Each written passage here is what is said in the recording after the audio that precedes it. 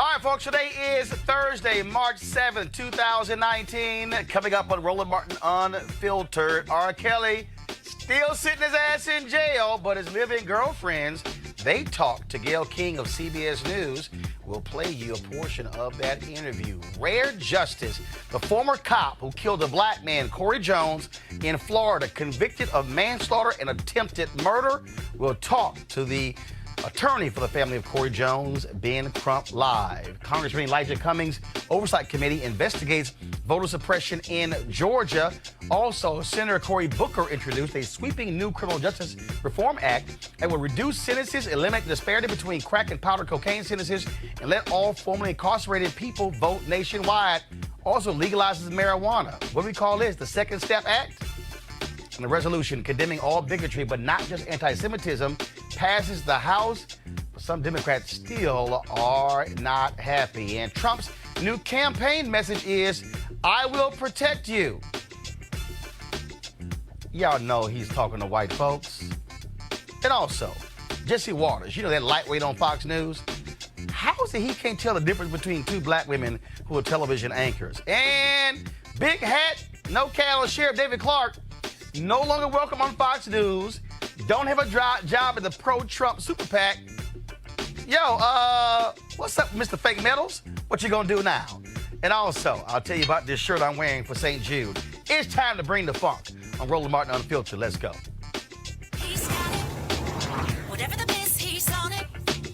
Whatever it is, he's got the scoop, the fact, the find. And when it breaks, he's right on time and it's rolling. Best believe he's knowing. Putting it down from sports to news to politics. With entertainment just for kicks, he's rolling. It's on go, roll, y'all. It's Roland Martin, yeah. Rolling with Roland now. He's funk, he's fresh, he's real, the best, you know he's Roland Martin now.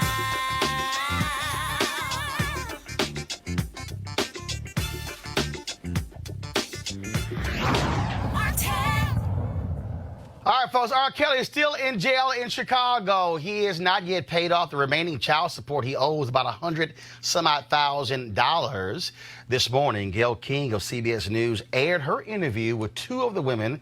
Remember, the family members have been fighting to see them. They have not talked to them in quite a very long time. Joycelyn Savage, she is 23.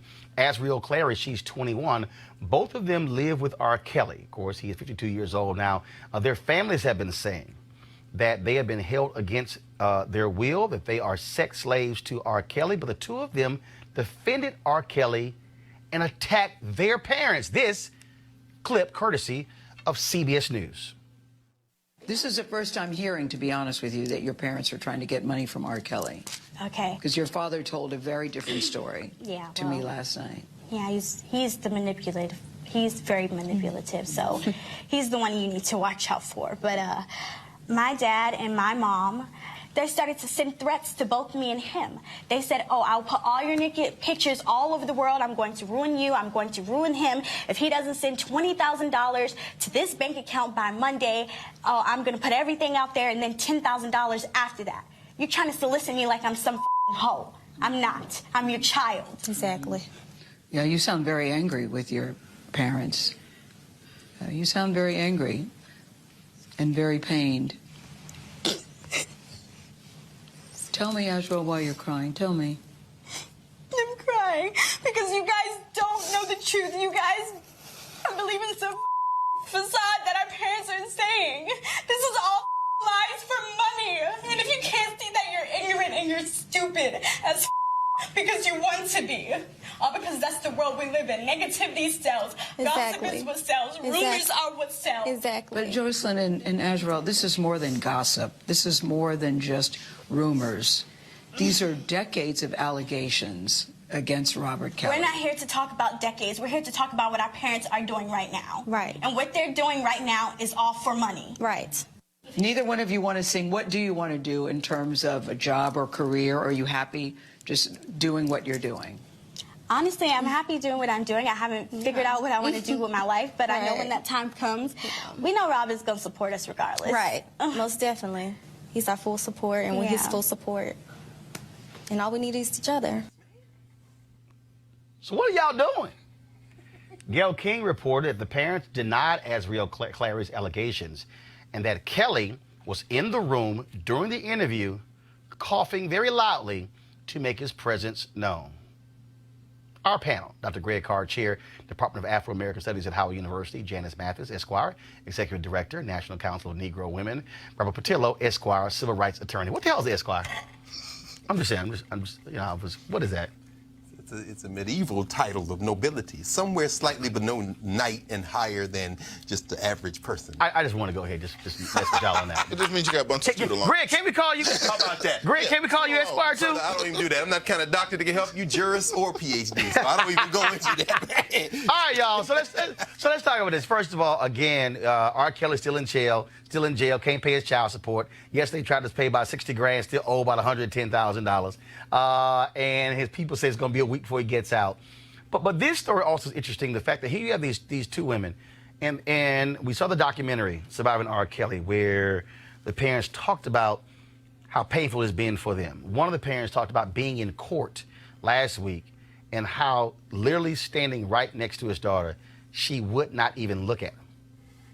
That she wouldn't even glance at him. He said it was as if she was in a trance.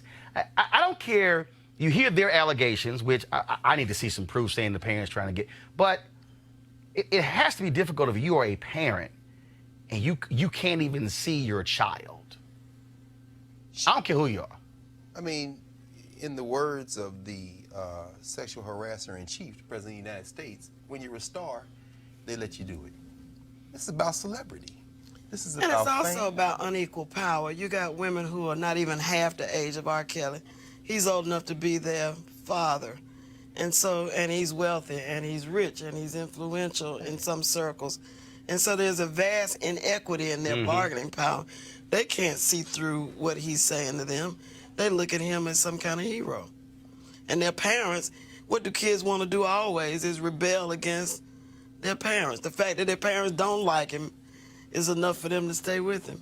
But Jocelyn said, I mean, you know, I'll take the word lies out, but this is all for money. In other words, we're living in a society where I could absolutely believe that the parents would say that, and I could absolutely believe that those young people were in there, as you said, in that unequal power relationship, seeking power, seeking celebrity.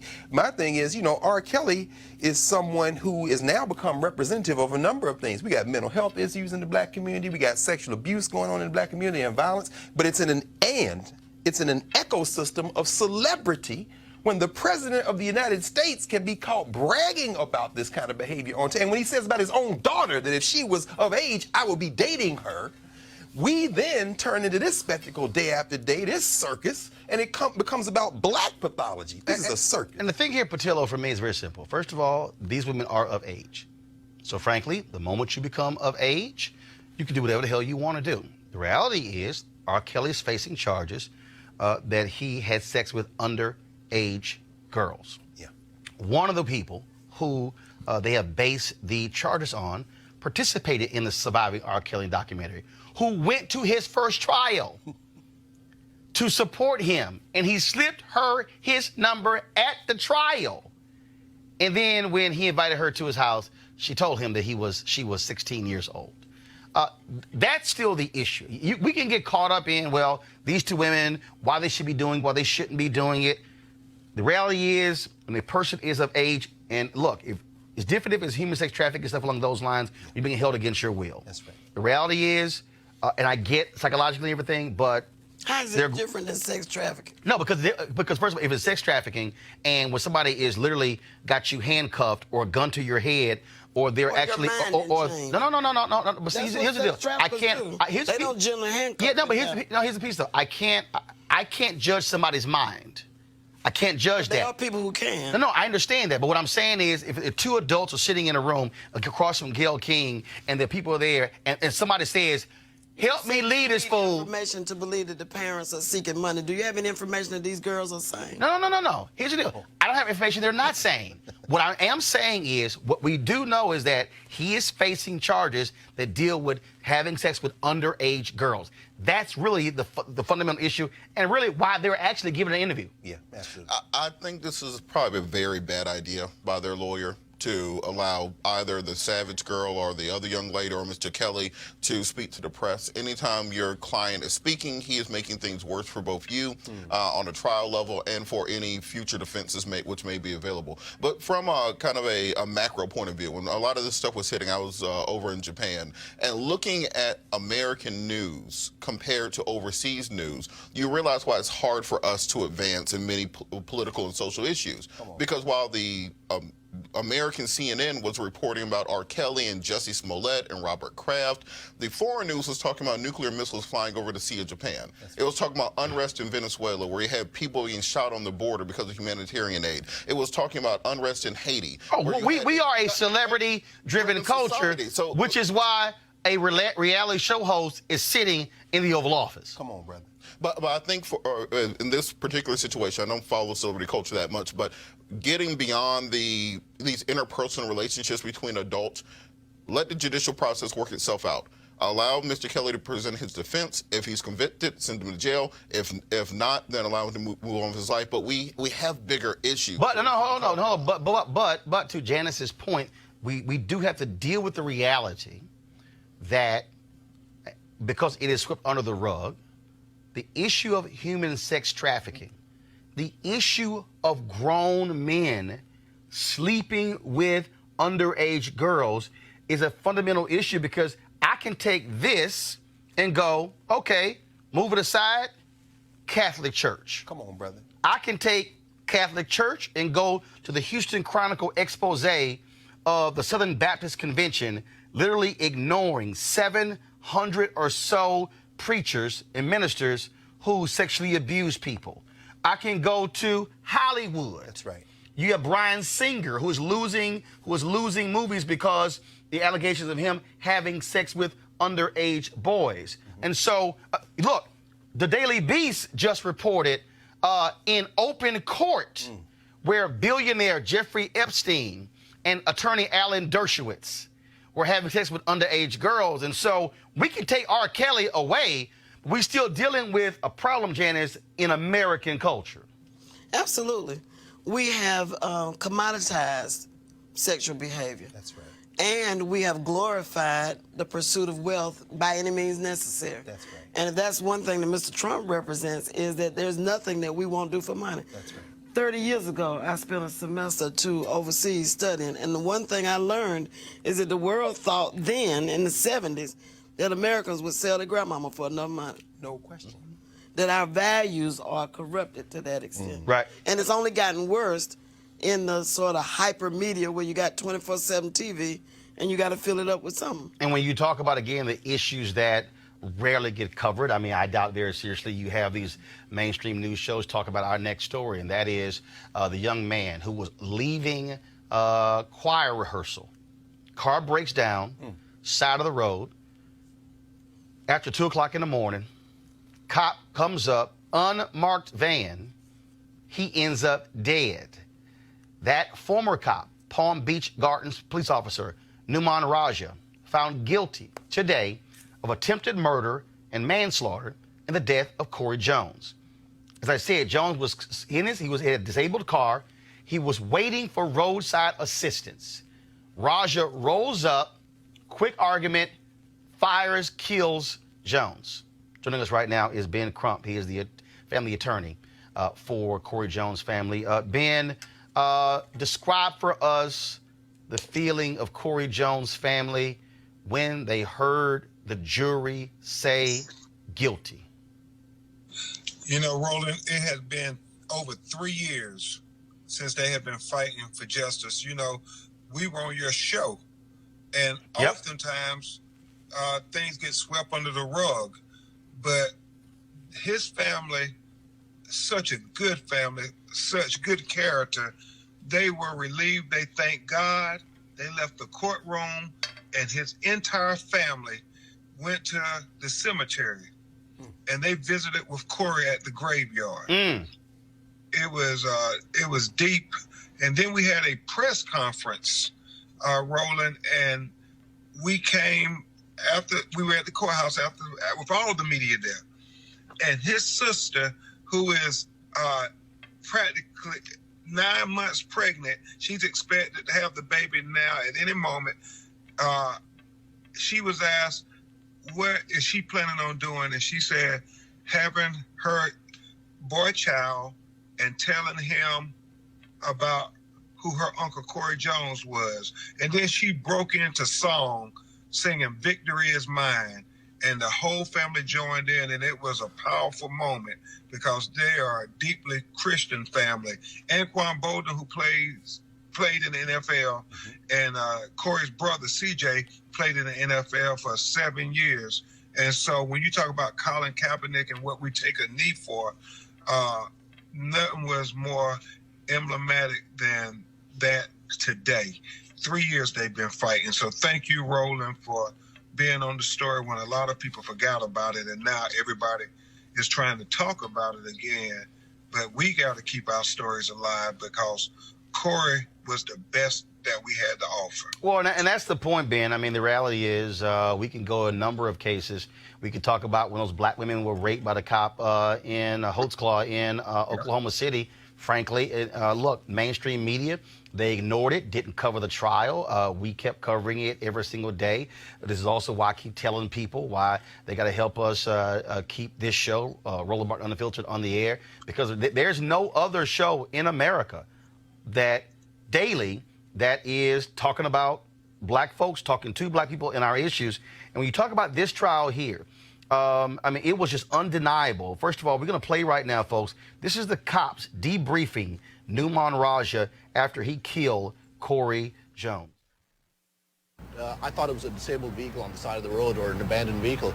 So I saw this vehicle and everything, and I was like, okay, I've got this vehicle on the side of the road, and, you know, I'm going to check out with it, make sure everything's okay. I didn't think there was anybody in there, and as I got close to the vehicle, and the door swung open, and this guy jumps up, and I immediately got out of the van, and he's like, I'm okay, man.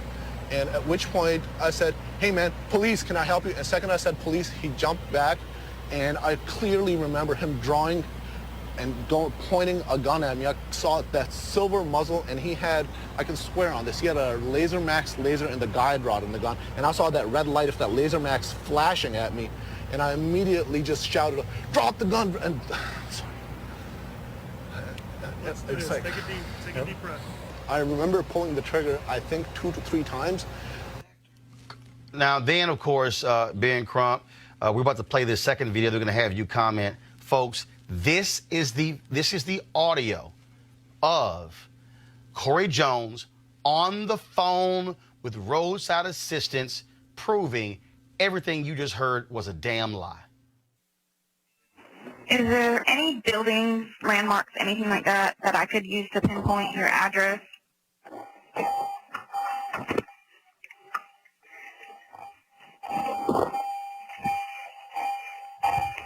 Stop. I'm good. Yeah, I'm good. Yeah. Get your fucking hands up. Get your fucking hands up. Oh my gosh. Ben, it wasn't even 10 seconds before Raja pumped those bullets into Cory Jones.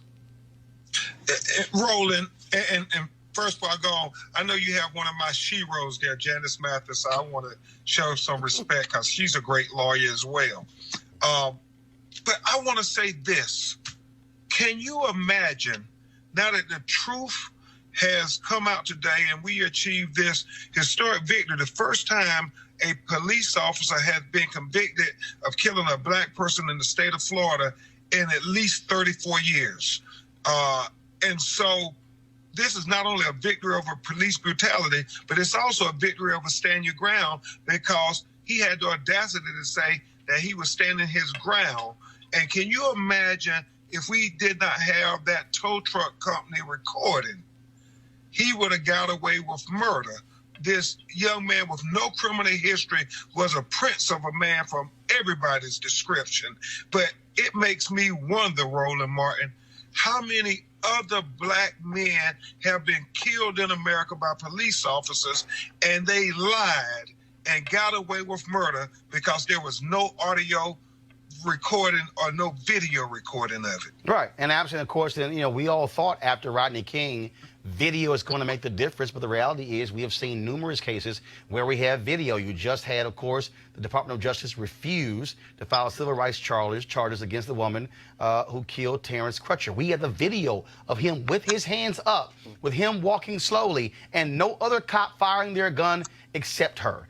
We, of course, know what happened, the story out of Stephon Clark out of Sacramento, where they're still protesting as well. And it's the same thing. And so this is where, and then, the crazy part is you still have police who will defend guys like that, even though now we know he was absolutely lying.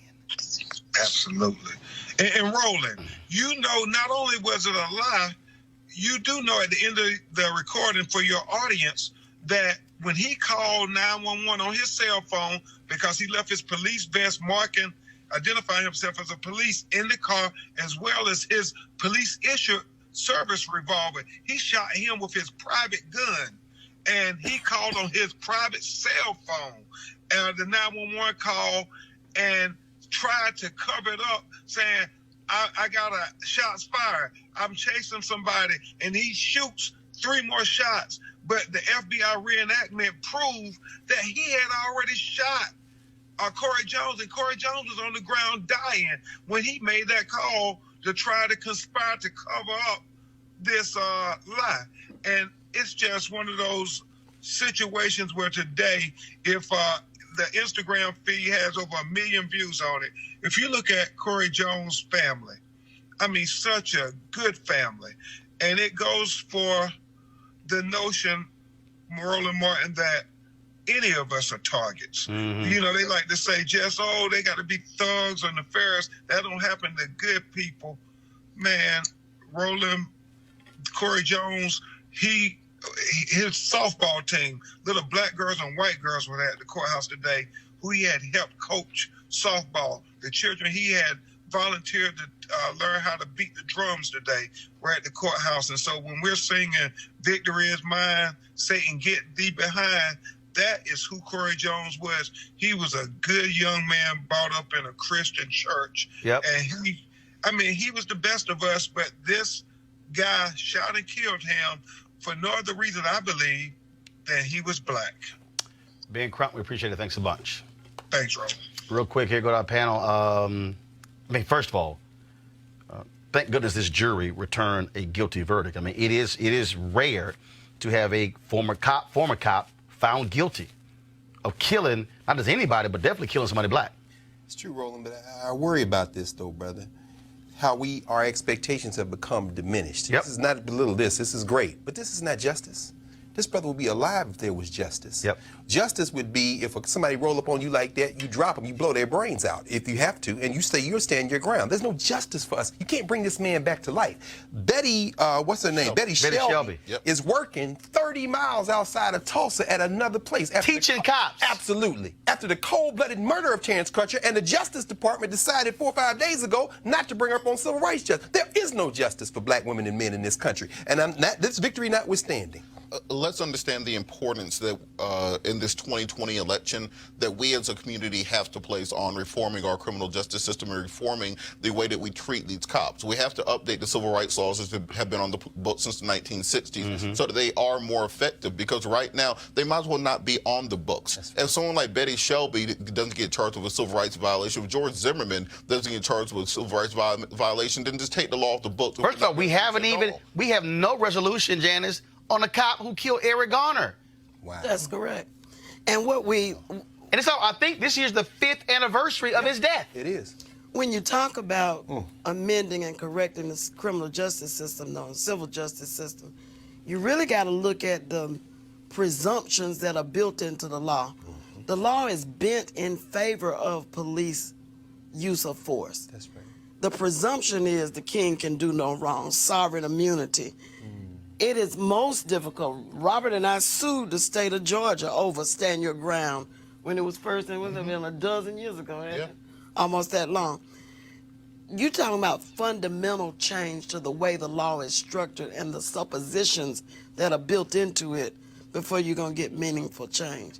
Yeah, and I love the fact that you had an FBI investigation that produced the evidence that could overcome the jury's doubt. Right. But that's like spooning out the ocean with a teaspoon. Lord have mercy. And here's the piece. Robert made the point. It's very simple. You see the reaction in Sacramento to the DA who wouldn't charge those cops. That means we have to elect new DAs. That's right. We have to connect the dots. There's a whole bunch of people out there right now who are running their damn mouths focused on those folks who are running for president. But if you ignore DAs and you ignore judges and you ignore mayors where they have city manager form of government where the city council is going to be picking the police chief, well then you're doing a disservice. All these people who run their mouths talking about, what they care about, how they must change things, you sound like a damn fool if you say, I'm not going to vote as a result. Voting is one way of doing it. I interviewed Annie Pearl Ivory in Selma. That sister has been to jail more than 50 times. They took beatings. She told me a story of one sister who got beat one sister who they put in a state prison with men. She said, Roland, she never told me what happened to her, but she never returned to the movement. My God. And she did it when it came to the issue of voting. You can be outraged and upset and mad, but if you sit your ass at home on election day, then you're part of the problem. It's as simple as that. No excuses.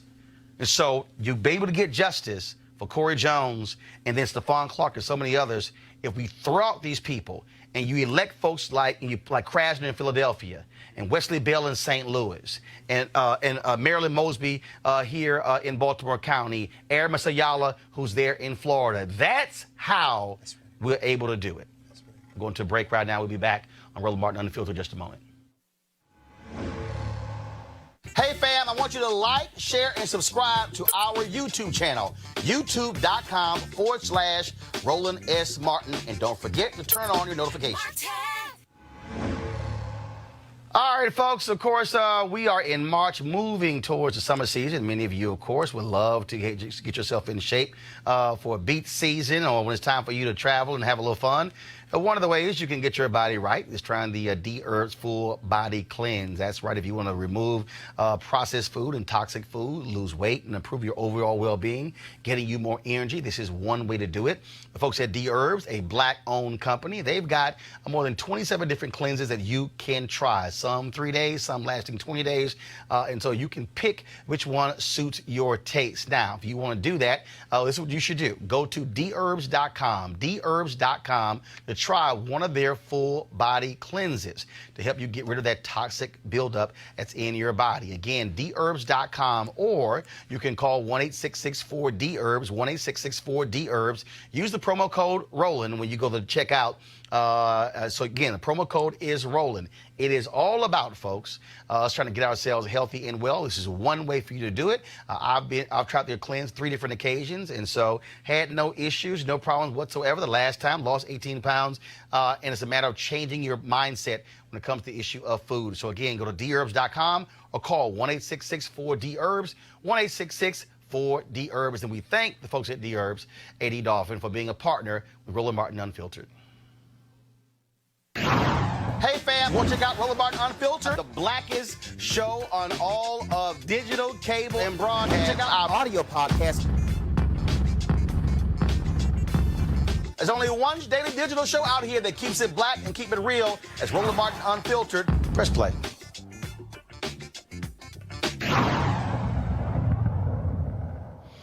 All right, folks. So Senator Cory Booker of New Jersey today introduced the Next Step Act to build on the First Step Act. Key provisions: slash mandatory minimum sentences in half for nonviolent drug offenders. Longest mandatory sentences will be 10 years instead of 20 years. Completely eliminate the discrepancy between crack and powder cocaine sentences. Reinstate voting rights to former felons nationwide. Legalize marijuana nationwide. Expunge criminal records for those charged with marijuana possession. And invest money into communities harmed by drugs. All right, Janice, I'm going to start with you. What do you make of this bill here? Well, I think that marijuana as a business is here to stay. It has medicinal uses. You hear a lot of jokes on the street and among some very upright citizens when marijuana was strictly illegal and we tried to make money off of it, we went to prison. And now that it is being legalized, we ought to be able to share in the profits. I have some reservations about the effect of marijuana use on a regular basis on brains that are still in formation, children. We don't do a very good job of keeping alcohol, cigarettes, or other poisons out of the hands of young people. Cigarette use is up now. Kids are vaping and using tobacco to vape with. And so I think we have to be particularly careful about guarding young folk. But apart from that, hey, it's safer than alcohol. And it's here to stay. Absolutely. Cory Booker's becoming one of my favorite senators. And I think, Democrat. yes, I think it's, he may end up being that Ted Kennedy of this generation, where he's able to work across party lines. The things that him and Tim Scott are doing together on criminal justice reform, building bipartisan coalitions. You're getting bills that they're passing, the anti-lynching legislation, the First Step Act. They're getting 60, 70, 80 votes in a Senate where people swear you can't do anything along bipartisan lines. What's helping with this legislation that Cory Booker just instituted is the fact that you got a lot of white folks in Appalachia getting locked up for drug charges. Now their population in the prison system is starting to more reflect what African Americans have been going through for the last 30 or 40 years. So I think this nature of prison reform has a great chance of actually, even if this particular bill isn't the final form, working its way through the legislative process, working its way through the House and actually being signed into law. So I think we as a community have to ensure that we are putting the pressure on those senators, people on the Judiciary Committee like Lindsey Graham, who's going to be a gatekeeper on this, people like Mitch McConnell, who has the ability to prevent us from going to a vote, and ensuring that we make this a priority in the 2020 election. It's not just swept to the side where we talk about all these other niche issues and all these other special interest issues. Let's make sure we keep the pressure, keep the heat on this. Cory might realize that he might have more power as a senator than he ever would in the White House, and might end up being in that Ted Kennedy role going forward. Yeah, I think probably Cory Booker is auditioning for the vice presidency. I think that would be a step down. Well, just like Kamala Harris. But to your point, though, you're raising about 2020 in the election. We know that Mitch McConnell, of course, will never bring this to a vote.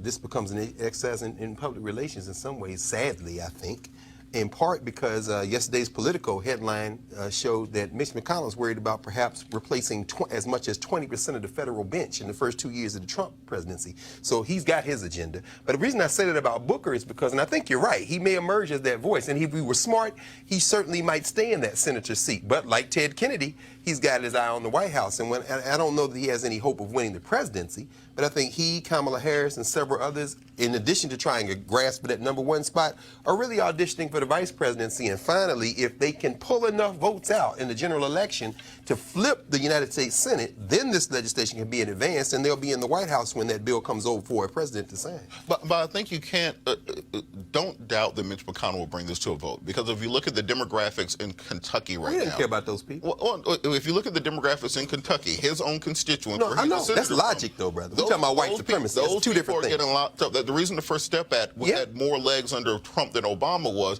because of the opioid crisis. Well, Jared Kushner is why they had more legs. Which is why, Janice, what the person who's running against Mitch McConnell should do in 2020 is, if I'm Democrats, I bring that person into the fold. Come on. Have them making the points that you're making and say, Mitch, that's right. Are you ignoring the folks here at home?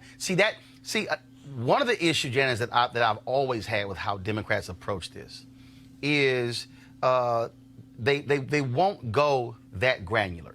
They won't say, okay, you're going to block it. So what I would do is, if I'm the Dems, I would bring some broke white folks. That's right. From Kentucky to Capitol Hill. Come on. Or if I'm Senator Cory Booker, what I will also be real gangster. Yes. I will hold a hearing. Yes. In Kentucky. That's what you do. This current wave of prison reform, like so many other issues, got started in Georgia. Mm-hmm.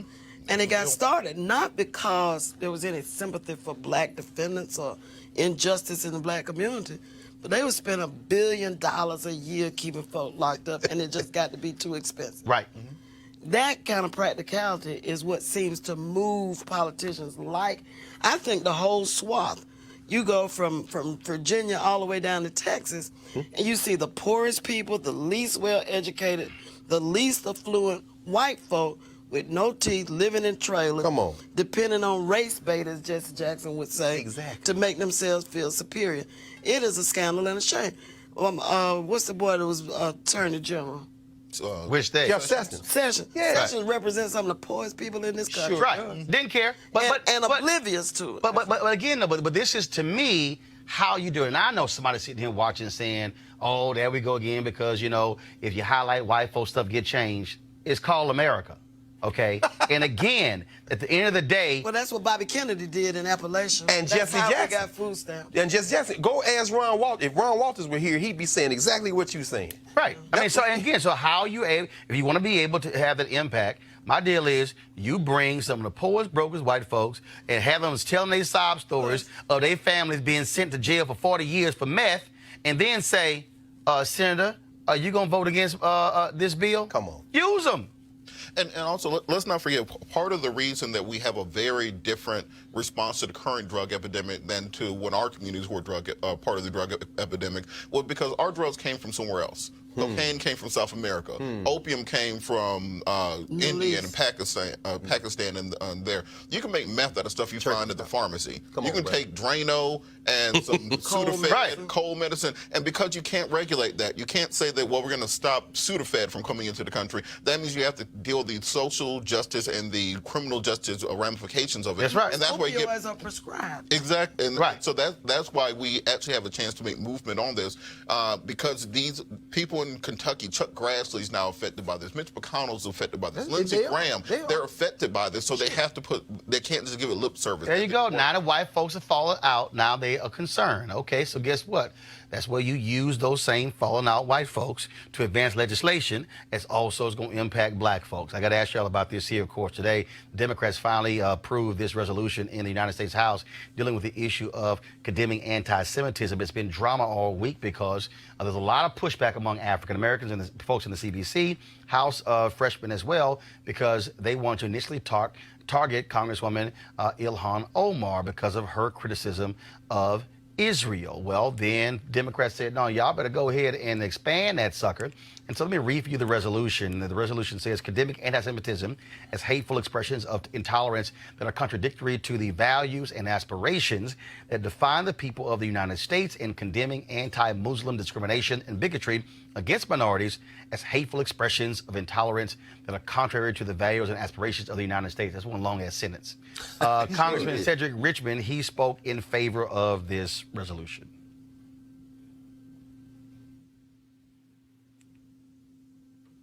Okay.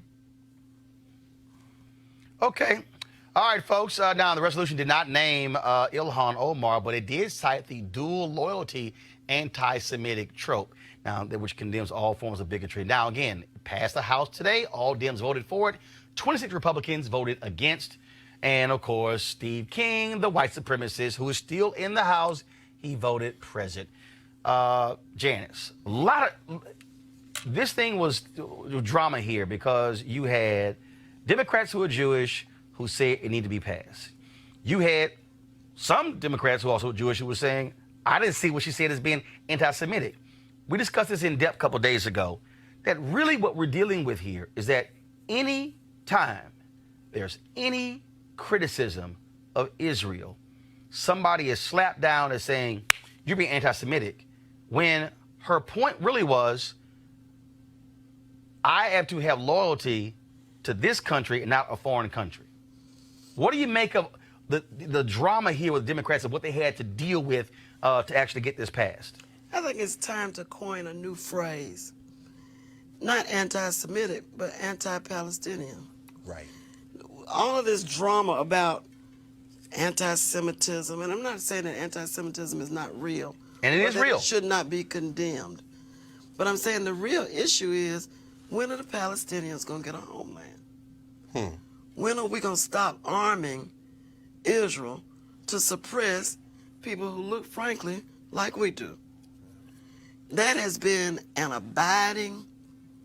Now we have an embassy in Jerusalem, sponsored by. I was on the Hill the day Netanyahu came to gloat over Barack Obama. We are wrong on the Palestinian question. There is no equity, no justice. You think there's no justice in Alabama? You try justice in Palestine. People are cordoned off, can't get to work, have to have passes in order to move from one place to another. Simple apartheid. And yet, we want to get caught up in debates about who's an anti-Semite. There are many Jewish people who think that our policy on Palestine is wrong. Yes. This is not a Jewish, anti-Jewish issue. No. This is an issue about simple justice. Robert? Well, Janice has been waiting on me to criticize the Democratic Party all day. This is that moment. Because I think we all get sick and tired of the weakness of the Democratic Party. We get sick and tired of... This is an occasion. This is one of those occasions where you have a situation where Ms. Omar, all she said was, AIPAC, the American Israeli Political Action Committee, has too much power over American politics.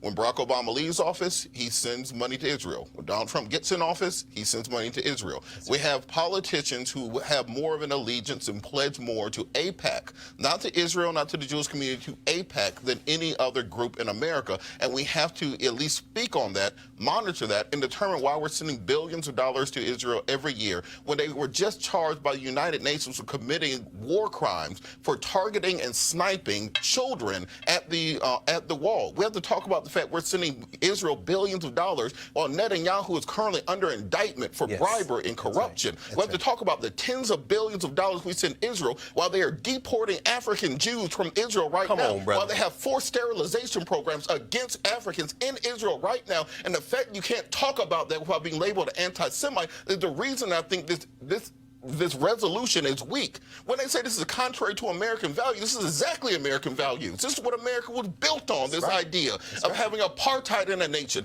by treating people differently based on the color of their skin, particularly African people. And that's what Israel is doing right now, being subsidized by American taxpayers. And until we can have an honest conversation about that, that policy is not going to change. That's right. And conservatives are not going to bite you to nothing now. Right. Go ahead. And Janice is not wrong with this when you talk about, what this is and isn't about. Certainly not about anti-Semitism in many ways, because the evangelical Christian right that supports Donald Trump, who has said some of the most virulent, quote-unquote, anti-Jewish, anti-Semitic things, has no problem with funding Israel because it fits their maniacal notion of whatever the second coming is going to be and the rapture. Funding Israel. If they're our bulwark against whatever we're scared of in the Middle East, fund them. But make them sit down and come to the table. Sure. Since we have power over them, we expect the Chinese to have power over them. I agree. We ought to bring them to the table and make them sit down and come up with a plan. Well, and let's just be honest. Your point about at least get our money's worth. Your point about the Palestinians. The problem is, if I go into a negotiation, if I went to a negotiation, and if I'm negotiating with the three of y'all, and I know that two of you are already aligned, that ain't a fair negotiation. Because I'm sitting there going, well, if it's going to take 2 out of the 3 votes and 2 already aligned, hell, I'm going to have a tough time trying to win that vote. That's right. It's hard for us to actually broker peace in the Middle East when people who support Palestinians believe going in, the deck has already been set. It is against them. And that's part of the deal here. That's right. The reason you had Netanyahu, let's put it on the line. I believe Netanyahu did not like Obama because Netanyahu in his mind was saying he Muslim. Oh, no, he's a racist. That's what he was thinking. Of course. And so all this deal, chilly relationship between Israel and Obama, no. Israelis had no issue with Obama. Yeah. You look at the polls, they had no issue. But it was, oh, how dare you even give them any consideration or level of humanity. Right. Well, to Robert's point, though, he's also a racist. The treatment of the black Jews, the Ethiopian Jews in Israel is evidence of the deep-seated racism in Israel. One, as Janice said, that all the Jews do not support. I mean, all the Israelis, rather, don't support. But this is something I want to talk about, this domestic. All the Jews in this country don't support that. Right, that's right. But But what I find interesting, look at these women who have come into Congress. This in this freshman class. You got Lauren Underwood out of Illinois. You have Johanna Hayes, teacher of the year in Connecticut, now Connecticut. They're approaching this in a kind of a different kind of way. And they ain't scared. No, they're not. No, but this is what I'm saying. I believe these sisters are coordinating in a lot of ways, because you have on the other side. Oh, they are. AOC, Afro-Latina, I call her, out of New York. And then you have the two Muslims, to your point. Rashida Tlaib out of John Conyers seat in Michigan, and this young Somali sister out of Minnesota. Right. When they come for them, what they don't understand Precisely. is there's one way to understand this.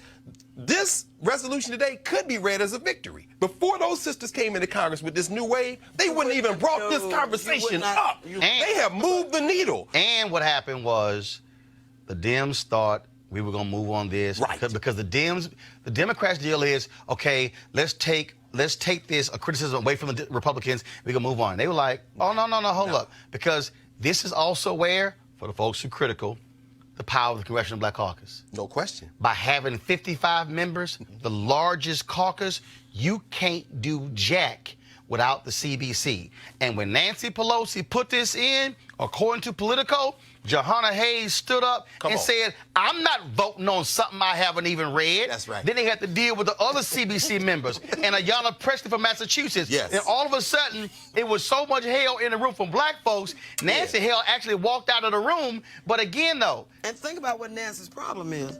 Nancy's got a very fractious party that she's trying to hold together. Yep. She got 3 or 4 different factions of that party. Right. She's trying to get them to 2020 without them cannibalizing each other. But the CBC point is important, because guess who's got to keep them in line? Hakeem Jeffries. The black folks are sticking together. Let's also not forget that Netanyahu has been in power in Israel on and off for about 25 years. That's true. Longer than Putin has been in power on and off in Russia. Netanyahu's been in power. We either address this or we don't, but we cannot continue just to kowtow to foreign governments. All right, so I saw there was an article today in Landon.com by Ron Brownstein called Trump Settles on His Re-Election Message. This is what he said: I'll protect you is the new I alone can fix it. His basic point is that his base is under siege from Democrats, liberals, elites, city people, college graduates, women. Base really means white people, older white people, white evangelicals, white men. So when you talk about who is he protecting them from, we know exactly what he is saying. What do y'all make of, I'm going to protect y'all from them? There's a deeply anti-majoritarian strain in that message. I'm going to protect you from the majority of Americans. I'm going to protect you from your fellow Americans who make up what we used to say was how you make policy, was having a majority of the people on your side. Well, I like it. I like it. You like it? I do. I like it a lot. I like it because it's going to push us one step closer to finally finding out whether this experiment is going to work or not. This man has dropped all pretenses. He's dropped his mask, and now we're going to have to decide. And those poor white people that you all named off country by country, they're going to have to choose your race or your life. Because that's what it's going to come to. White women. They don't choose white. Oh, I agree. They will. But this So is many of also them will. Yeah. Trump won 53% of white women. You're right. The question, Robert, is will those white women choose their whiteness, again electing him? That's right. Donald Trump will get 60+% of the white female vote this election. You think he's going to get more? Guaranteed. Because you think he's going to get 7% more? At least 7% more. The reason is he has been crafting this message through policy since he walked in the door. He has. The Muslim ban was about this. The build the wall by any means necessary was about this. The Stephen Miller being in the White House is about this. Absolutely. The assaults on life that you're seeing in New York and Virginia, he's going to use that as part of his campaign messaging. This is what he's running on. This goes back to the 1968. Nixon. This goes and back. his 72 re-election. Yeah, Kevin Phillips. 72, the re-election. Right. This goes to Reagan and 80 and 84. There's this idea of the nation being overran by foreigners and others, protecting white womanhood. You can take this back to Jack Johnson. Birth of that the is nation, what this is boy. about. That's right. And this is why he's going to get 60+% of the white female vote, which is why Democrats have to have a message, which is just assuming, regardless of what they tell you, they'll wear their I'm with her shirt while they go vote for Trump. So regardless of what they say to you, what they do at the rally, what they look at, have have a backup plan in case they don't show up. So, Janice, how do Democrats counter that? What do they say to those white women? Well, one of the things that I don't know what you say to white women. Other than follow me. Exactly. That's what you should say. You know, Miss Daisy sat in the back seat. She never sat in the front. No. And she told everybody which way to go. It's time for black women to sit in the back seat and tell everybody which way to go, because we the only folk that didn't get fooled by Donald Trump. But now what I think we do is there's some hashtag we tried to tell you. Go ahead. Experiments going on with lowering the voting age. Diana Presley. You can get married at 16. You can have sex at 16 without permission from your parents. You can get a job at 16. You can get a driver's license at 16. You can drop out of school at 16. You ought to be able to vote at 16. That would temporarily solve our demographic problem. But you see what McConnell did, and they asked him, why won't you put this House bill on it? Oh, no, because I get to choose. The back of Mitch McConnell, the political back of Mitch McConnell, must be broken before any of this. And the place to do it is in Kentucky. I agree. There you go. With that strategy Roland said. That's all right, folks. An unidentified young black girl body was found in a duffel bag in Hacienda Heights, a suburb in Los Angeles County yesterday. This is a photo of her. LA County Sheriff Department believes that she was left there at some point Sunday evening. She's believed to be between the ages of 8 and 13 years old. Investigators say there were no signs of trauma found on her body. Anyone with information pertaining to the case is encouraged to contact Los Angeles County Sheriff's Department at 323-890-5500, 323-890-5500. If you want to remain anonymous, you are encouraged to contact Crime Stoppers at 800-222-TIPS, 800-222-TIPS. All right, folks, going to a break. When we come back, I got something to say about Sheriff Clark. This is Roland Martin Unfiltered. Go around.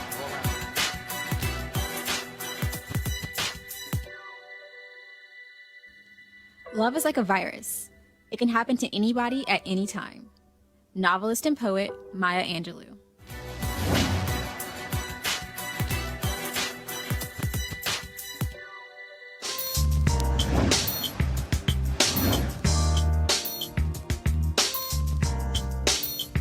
All right, y'all. HBCU Giving Day. Our school is Lawson State Community College, founded in 1949, located in Birmingham, Alabama. Notable graduates include Johnny High, Mikhail Gladness, and Cody Clark. You can go to lawsonstate.edu, lawsonstate.edu to support them. All right, folks, calling all HBCU alumni, students, and leaders. Enter the Ford Motor Company HBCU Mobility Challenge and win $25,000 for your school. Building on their long-term support of HBCUs, Ford is looking to improve mobility in HBCU communities through innovative solutions. The winning program will receive a grant up to $25,000 to implement their proposal. The deadline to apply is March 31st, 2019. Go to this site, FGB.Life, FGB.Life, for more information and to apply. Ford goes further in our community, and we thank them for being a partner here at Roland Martin Unfiltered. All right, folks. So let's go ahead and talk about crazy white folks. Okay, well, actually, no, we're going to talk about crazy white folks. Okay, so Jesse Waters is one of them, works at Fox News. He cannot tell the difference between two black women. They were talking the other day about Gayle King's interview with R. Kelly. This fool said this. I agree. Hats off to Gayle King for totally redeeming herself after the Smollett fiasco. Jedediah, you know... That was not Gayle King. Oh, I knew that. Robin Roberts did the Smollett Robin Roberts. Yeah. Jedediah, one of the things that I think lots of people Sorry for Robin Roberts out there. Go right ahead, Jesse. It's cool. I apologize. It's cool. Go to them. Go to them. What was Wine Williams doing Negro-splaining? It's cool. It's cool. It's cool. Be quiet, Wine. Just sit there and be quiet. Let the man take an L. Well, I think it might be because they put a different blonde woman next to Juan every day, and he can't tell them apart either. Juan can't tell them apart either. I don't quite understand. I don't understand it. All right, y'all, let me talk about this next story here. Y'all know Sheriff David Clark used to be a sheriff in Milwaukee County, Wisconsin. The one who was so scared he was going to get his ass whooped in re-election that he chose not to run. Then he thought he was going to get appointed to several positions in the Trump administration, and he kept getting blocked because he ignorant. The same one with them fake-ass medals he's always wearing on his shirt. You know, probably, remember the scene from I'm Gonna Get You, Sucker? I won this one for typing. Yep. I won this one for shorthand, and that's Sheriff David Clark. Well, here's the deal. The Daily Beast is reporting that he ain't been on Fox News in like a year. An insider said his comments kept getting so crazy, they finally said, yo, that's it. Let me explain something, y'all. If Fox News say your ass too crazy, for them, your ass is crazy. That's David Clark. But not only that, he ain't even got his other job, okay? He was a commentator with the Trump super PAC, America First Action. Now, I remember I used to get the emails from the publicists saying, hey, Sheriff Clark is available to come on. I ain't got one in a while. I'm going to look up in a second and see when last time I got one. And part of the deal, he was getting paid for that because so he could go on television and tout Trump. Well, hell, if Fox News say your ass can't come on and you don't get on Fox Business, we know MSNBC ain't going to call that fool. CNN might call him. But the reality is he ain't getting booked. Now, also, tried to invite him here, but then he got scared. He didn't want to come. Then a little punk ass blocked me on Twitter. But that's what was expected. But I mean, remember what you did to him that time on TV1? I'm just when saying. He was in the other studio. I'm just saying. Oh, Clark is here. Tell him to come down here. Bring it there. That was come on. so, I think that he had enough that day, man. He didn't want that smoke after that. Come on, Sheriff Clark. Come on. You see that picture right here? Your ass all hat, no cattle. That's what it is. See, Robert, he don't really want to debate. See, he like Candace Clark. He ain't really trying to come talk to black people. He really wants to be a black person talking to white people about black people, but they don't want to come talk to black people. Well, I think this is a perfect example of what I call the sizzle nature of political commentary now, which is that instead of having people who are competent, educated, experienced political strategist or analyst on, they'll find somebody they met off YouTube. They're like, oh, that person has 2 million views on YouTube, so they clearly can come talk about politics. You look it up, they have like an associate's degree in art or something, and that's your political commentators. Now, we have to get back to having fact-based discussions, less based on sizzle and headlines, not based on getting social media views or going viral, but really deeply discussing issues in the African-American community and in America at large, where we can have a productive dialogue.